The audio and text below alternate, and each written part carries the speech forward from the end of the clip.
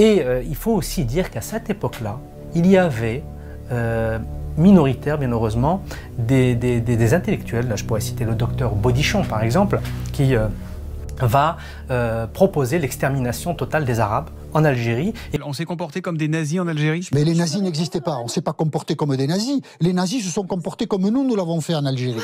Qui était une solution possible pour avoir la pleine maîtrise, et là, pour le coup, il aurait eu raison s'il avait été jusqu'au bout de cette folie, de maîtriser donc le pays, de conquérir totalement le pays. Et évidemment, l'opinion était minoritaire, mais elle était là. Et le problème, c'est que sur place, ça ressemblait tout à fait à ça, pour en tout cas les populations locales qui commençaient à abandonner Abdelkader parce qu'elles n'ont plus les moyens de résister, les silos à grains sont brûlés, les récoltes sont brûlées, les femmes sont violées.